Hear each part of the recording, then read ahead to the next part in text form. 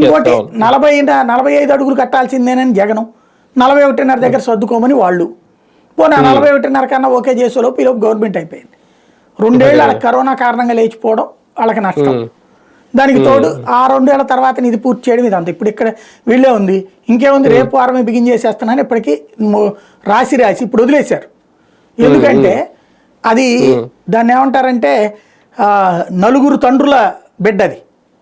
ఓ పక్కన పోలవరం అథారిటీ, ఓ పక్కన irrigation, central irrigation CWC, ఇంకో పక్కన విదేశీ నిపుణుల బృందం, ఇంకో పక్కన మధ్యలో కన్సల్టెంట్ల బృందం. నలుగురు, ఒకడేమో గోడ సిమెంట్తో కడదామంటే, ఇంకోటేమో మట్టితో కడదామంటాడు, ఇంకోటేమో ప్లాస్టిక్తో కడదామంటాడు. ఈ మూడిట్లో ఏది కరెక్ట్ అని చెప్పేసి మళ్ళీ జలవనరుల శాఖ అంటాడు, జలశక్తి శాఖ అంటాడు. వాడు ఏది చేయాలో వాడు డిసైడ్ చేస్తుంటే ఈడు అసంతృప్తి అంటాడు, ఆడ అసంతృప్తి అంటాడు. సావైపోతుంది అక్కడ.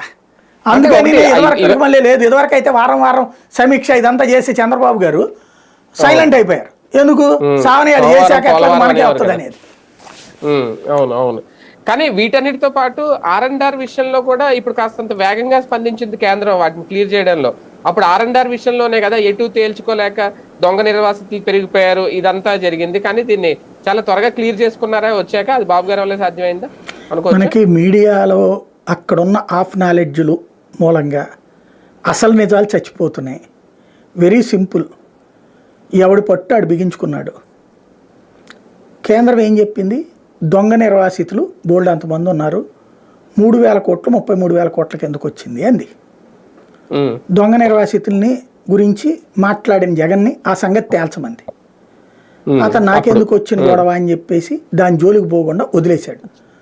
ఓ పని చేయండి సార్, ఒక 800 కోట్లు డిస్కౌంట్ ఇచ్చేస్తున్నాను, మిగతా డబ్బులు ఇచ్చేయండి అన్నాడు. కేంద్రం అట్ట ఇచ్చేసుద్దా?